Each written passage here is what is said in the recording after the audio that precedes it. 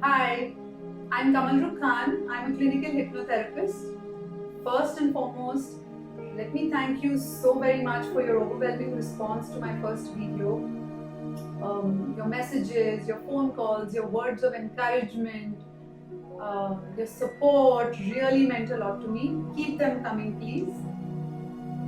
So, in continuation with our weekly conversations, today I will be talking of a very, very important subject, something that's happened to me a lot, and I'm sure it's also happened to you. It's something that I have been asked n number of times by n number of people, and the topic is, why do I attract the wrong people in my life?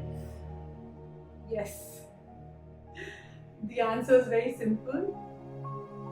It's our wounded self doing the attracting.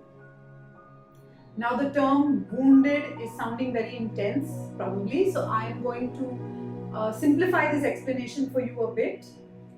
We have two selves. We have the ego self or the wounded self, and then we have the higher self or the spiritual self. Now, the ego self is that part of ourselves that feels incomplete, that operates from a sense of void, that looks for validation and completion and confirmation outside of self. So, for example, you buy a new car, and then you buy a new house, and then you want a new relationship, and then you want. So, all these things do bring us happiness, but all of it is temporary and all of it is short lived. The higher self, on the other hand, is essentially the opposite of the ego self. So, the higher self is that part of ourselves which is extremely connected to our inner peace, our inner happiness, the inner truth, and the inner wisdom. It's complete within itself. It is extremely empowered. It knows its self-worth, knows its self-respect. And at any given point in time, we are operating from either one of these selves, and most of the times, unfortunately, we are operating from the ego self. Now, let me start from the beginning. When we are born, our closest relationship is with our immediate caretaker. Most of the time, it's the mother. And as you grow, then your relationship, it spreads to other members of the family.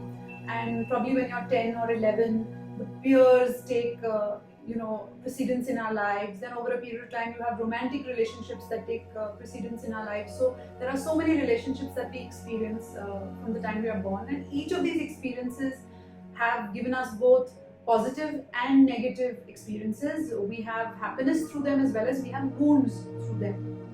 Now, if there is a childhood wound that is still active in you as an adult, chances are that you will attract people in your life who will highlight that wound. So, for example, if as a child you felt abandoned and you felt rejected, and if that wound is still active in you as an adult, you will be attracting all the people in your life who will be highlighting that feeling. And this is the most frustrating part of this entire growth process. But the way I see it, if you have a wound which is unattended to, it festers. And I think it's the same thing with wounds like this. And so when these people come into our lives and they highlight our wounds, they actually bring the wound to the surface wherein we can start our healing process.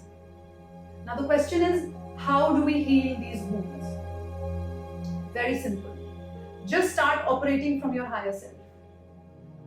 So your higher self is that part of yourself that is extremely empowered, that is that's complete, that connects with your own truth and your own wisdom, as we are aware.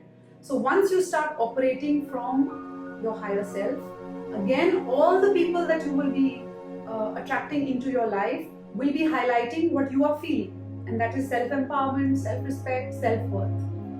It's that simple. Now, the question is, so are these people who highlight our wounds really the wrong people? Think about it, mull over it. Thank you so much for watching, and here's hoping that you just reclaim your life, that you live from your higher self, and God bless.